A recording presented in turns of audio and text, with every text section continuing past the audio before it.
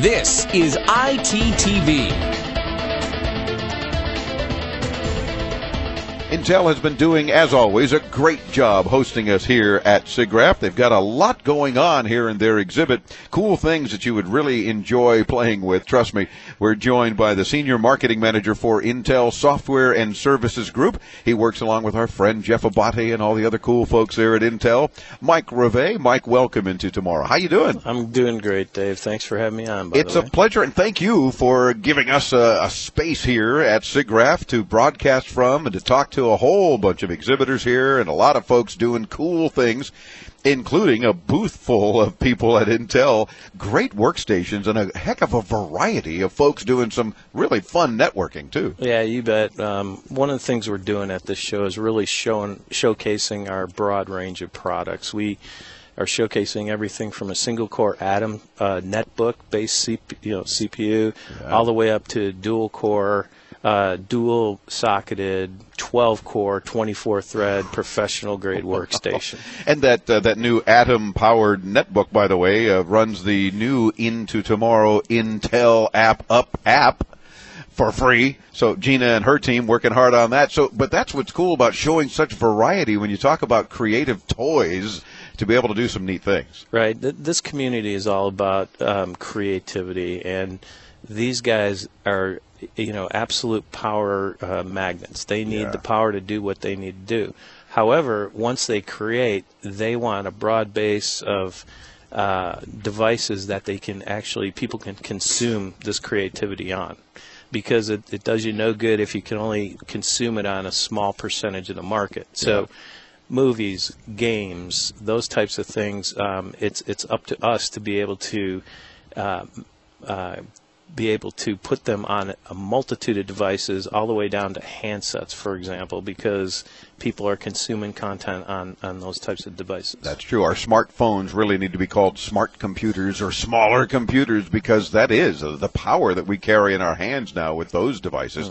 Great point. And, of course, while we're going to have some folks from Adobe on at the beginning of next hour coming up on the show, there's some great workstations in your exhibit here at Siggraph where folks are showing some really powerful things going on. Yeah, so we have a variety of software partners that are also demonstrating in our booth.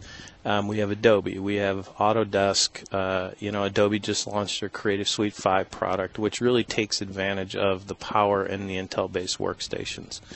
Autodesk running applications such as Maya, 3D Studio Max, and Softimage, which are render-based products that really drive demand for CPU horsepower.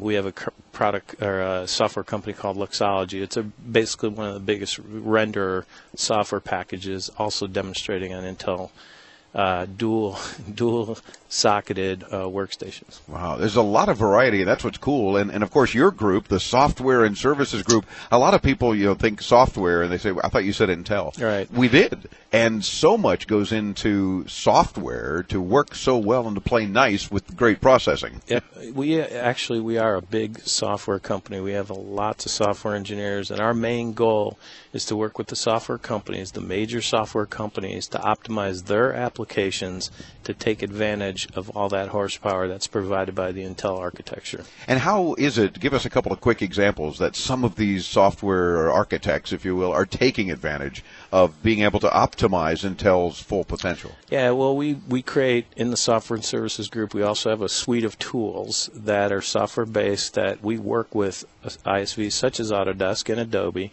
and they utilize these software tools like vTune, thread checkers, compilers, to take advantage, to actually hyper-thread their application to take advantage in the multiple cores that are available in the Intel architecture. And they are. In multiple cores, are we just going to be able to continue to get more and more cores? And more importantly, do we need them?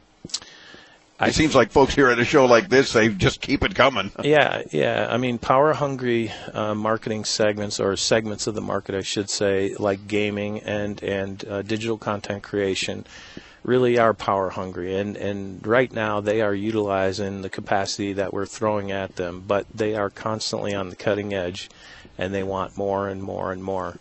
Whether that at some point means we max out on cores, or we go to a certain a new architecture, that's sort of down the road in the future. But right now, we're up to 6 core on a single CPU. We're up to 6 cores and hyper-threaded, meaning multi-threaded, so 12 threads. So virtual 12-core CPU. Wow.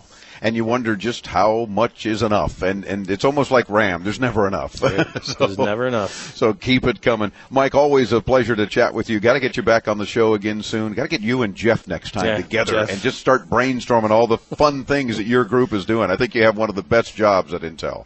Well, thank you, Dave. It's a pleasure, and thanks for having us, too, and putting up with me and my team in the Intel exhibit here at Siggraph. Yeah, that's always a challenge, but I'm just kidding. Thank you very much.